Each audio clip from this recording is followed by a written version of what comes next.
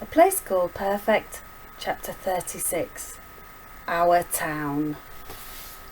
Boy and Violet sprinted down Edward Street past the newly planted flower beds. They were late. "Did you hear George is on trial this week?" Boy panted. "What'll happen to him?" Violet asked. "He'll probably be sentenced with Fists and Bungalow and the rest of the watchers," Boy smiled. "At least we won't need to worry about them turning up again, unlike Edward.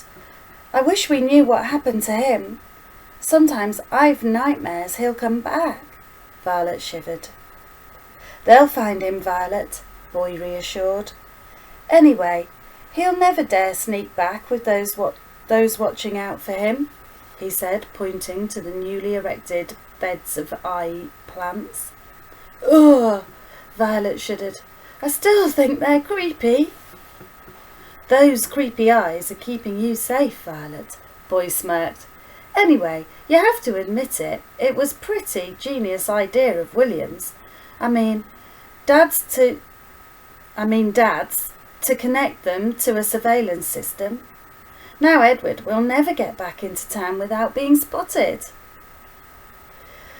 "Oh, my dad is so amazing," Violet teased. "I still can't get used to the idea of you having parents." "Imagine how I feel," Boy joked. "I mean, it is kind of cool though," he said, his tone a little more serious. "I can see now why you were so worried about your parents, Violet. It's nice having them around." "Wait until they give out to you for not doing your homework. We'll see who loves them then," Violet laughed, sprinting ahead down Rag Lane. Everyone was tightly packed near the gateway into No Man's Land when the pair arrived, and they had to push their way through to get to the front. Iris scolded them for being late, while Macula laughed and pulled Boy into a bear hug, kissing his forehead. Her friend blushed and Violet had to stop herself from laughing. There was a small red velvet curtain on the wall near the gateway, and William Archer's hand rested on its woven gold cord as he finished his speech. He was a hero since he'd saved the town, and couldn't walk down the street without being stopped. He was movie star famous, Boy often boasted. "And now let us break down the boundaries that divide us," William said proudly. A man in a yellow hard hat picked up a huge hammer and belted the gateway wall.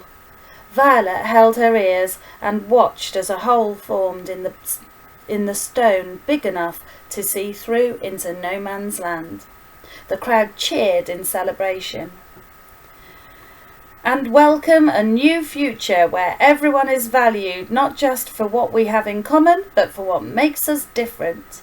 Let us build a society that appreciates opinion, is open to discussion, and values each and every citizen just as they are. This is a great and fierce beauty in our imperfection." He smiled, pulling tight on the cord. The curtains glided gracefully apart, revealing a marble-engraved plaque. "Welcome to town." The crowd erupted once more. "Town? What kind of a name is that?" Boy smirked.